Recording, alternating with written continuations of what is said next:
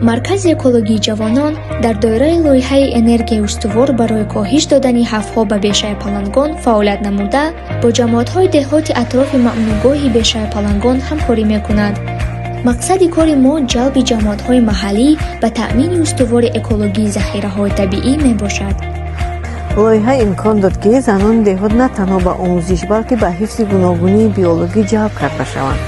бисёри онҳо дарахту бута шинонда, нигоҳубини боғҳоро беҳтар намуданд ва усули гуногуни сарфаи баланд бардоштан, сарфаи обро истифода бурда баланд бардоштани ҳосилхезии заминро ба кор мебаранд. дар наздикии деҳаи мо мамнӯъгои бешаи палангон мавҷуд аст ва мо кӯшиш мекунем ки гуногунии биологиро дар минтақаи сарҳадӣ нигоҳ дорем. ҳосилхезии заминҳо дар заминҳои кишоварзӣ ва қитъаи назди беҳтар созем.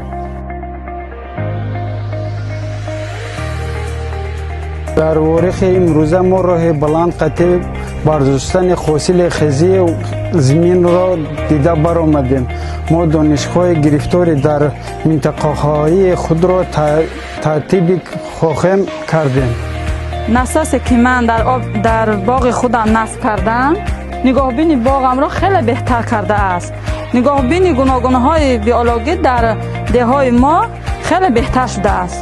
бо дастгирии маркази экологии ҷавонон дар қитъаи замини худ системаи обёрии қатъагиро насб карда истодаам.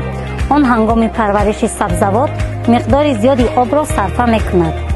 Bizni faoliyatimiz shu dehqonchilik.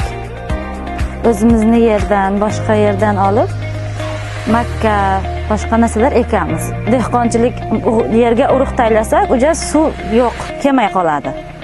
Keyin urug'larimiz kuyadi. Shuning uchun nasozni o'rnatib, ularni sug'ormoqchimiz. Shu tomondan sizlardan bizga foyda bor. Bu glubinli nasos 18 metrga qo'yiladi. 30 ekinlik nima bilan ekan? 30 ekinlik diametr turba bilan. Bu faqat agrorodga, polizlarga ishlatiladi, suv chiqarib.